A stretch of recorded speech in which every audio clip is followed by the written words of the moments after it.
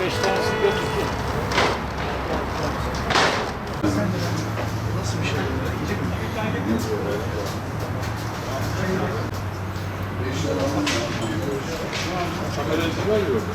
5 yıldan beri bu işle uğraşmaktayım. Gemlik ilçesinin güzel zeytinlerini alırken bazı şeylere dikkat etmemiz gerekir. Zeytinin rakım, toprak isteği, yıl boyunca olması gereken sıcaklık oranı zeytindeki kalite kriterlerini oluşturan bazı etmenlerdir. Biz bunları alırken nelere dikkat etmemiz gerekir? Zeytinin yeni toplanmış olmasına, zeytinin üzerinde dumanımsı bir görüntünün olmasına, zeytinde sinek veya kurt gibi olumsuzlukların olmamasına dikkat etmemiz gerekir.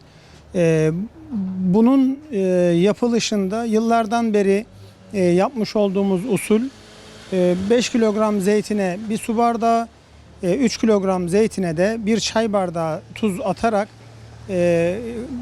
ambalajı kapatmak ve bunu 2'de 1 ambalajı açmamak suretiyle 2,5-3 ayda olgunlaşmasını sağlamaktır.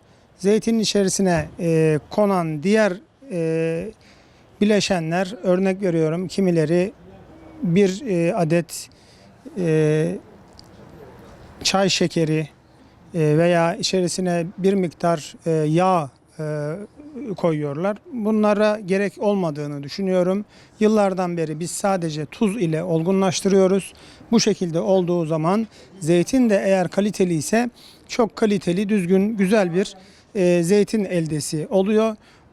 Olduktan sonra hava aldırma işlemi var. Bunu da vatandaşlar çoğu zaman yanlış yapıyorlar. Havasının alınması demek sadece içerideki gazın dışarı çıkması ve dışarıdan hava içeri girmemesi gerekmektedir. Buna dikkat ederlerse sağlıklı, güzel bir ürün elde edebilirler. En son aşamada olgunlaştıktan sonra ürünün içerisinde biriken su dökülür. Daha sonra istenirse ve tavsiye edilen de yıkanması ve bir miktar kuruduktan sonra bunların toplanıp içerisine 5 kilogram ürün için söylüyorum, bir çay bardağı yağ koymak suretiyle ağzını kapatıp yemeye başlanmasından ibarettir. Gemlik ve Gemlik'in bazı köyleri özellikle yuvarlama zeytin açısından çok daha elverişli, çok daha güzel olacaktır. Bölgemize farklı yerlerden, farklı bölgelerden tabii ki zeytinler gelmekte. Gemlik zeytini ile diğerlerini ayırt edebilecek seviyede firmalardan alışveriş yaparsanız sizin için daha isabetli olacaktır.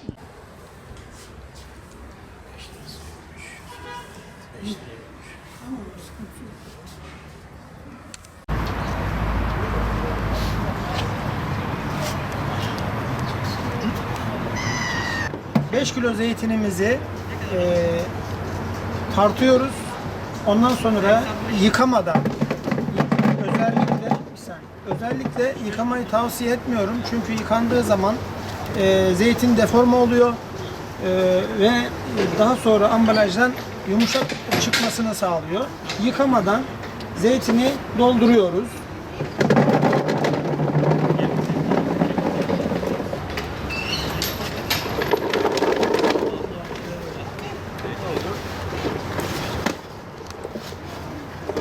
Daha sonra 5 kilo zeytine bir su bardağı tuz olacak şekliyle tuzu ilave ediyoruz.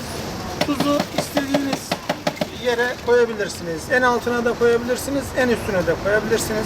Fark etmez. Ondan sonra ağzını kapatıyoruz.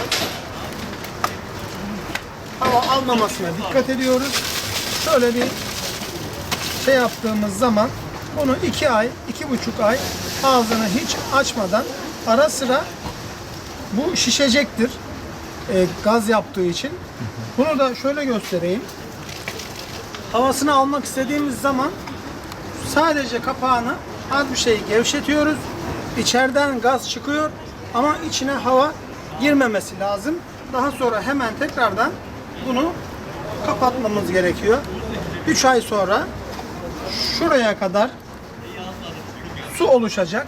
Bu suyun 4'te 3'ünü boşaltıp yemeye başlayabilirsiniz veya tamamını, içindeki suyun tamamını boşaltıp yıkayıp daha sonra bunun içerisine bir çay bardağı mısır özü yağı veya ayçiçek yağı koymak suretiyle sonra şöyle bir yağlanmasını sağlayıp ondan sonra da tüketmeye başlayabilirsiniz. Bu yaklaşık 15-20 gün geçtikten sonra zeytinlerimiz bu şekilde renk değiştirecek. Kızıldan kahverengiye dönen bir renk alacak. Bu şekilde olduğu zaman bozulduğunu düşünmeyin.